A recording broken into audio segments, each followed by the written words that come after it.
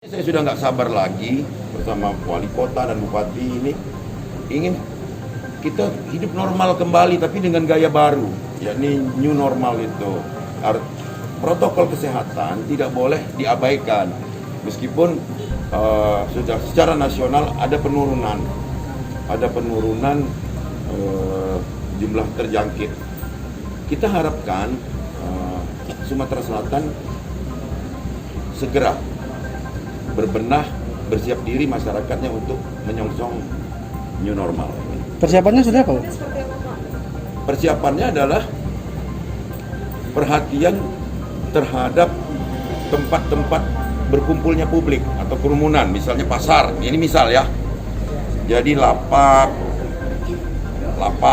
Diatur. harus jaga jarak, kemungkinan droplet, tempat pelayanan umum, restoran, rumah makan atau apapun itu. Terus kerumunan-kerumunan kegiatan keagamaan ini juga harus ke depan kita sebelum ditemukannya vaksin dan obat, kita harus tetap menggunakan protokol cegah COVID. Kementerian Pendidikan akan segera membuka di Juni ini.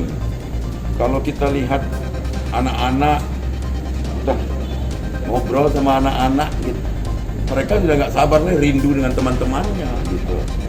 Mudah-mudahan ini juga sudah diatur tentang protokol cegah COVID-nya di sekolah masing-masing.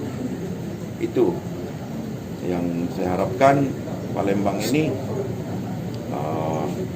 bukan karena biaya ya, tapi karena produktivitas yang menurun yang kita khawatirkan. Ini sudah ada kan, saya dengar dipleset-plesetkan ke PSBB.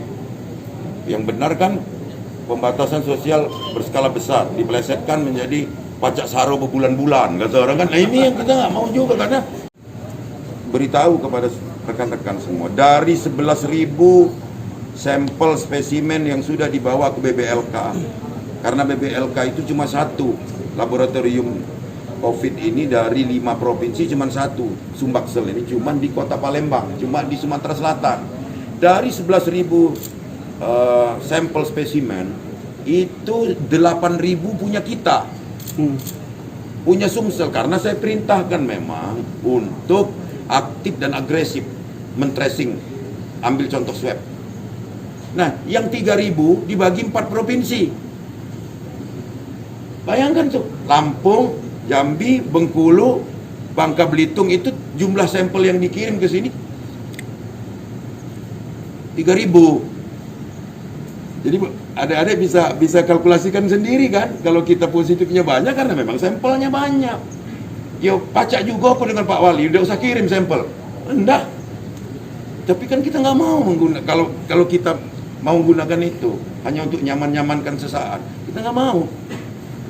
Kita apa adanya, karena inilah landasan kita untuk membuat konsep cegah, tangkal, dan bangkit dari ancaman COVID ini. Jangan lupa subscribe, share, komen, dan like ya.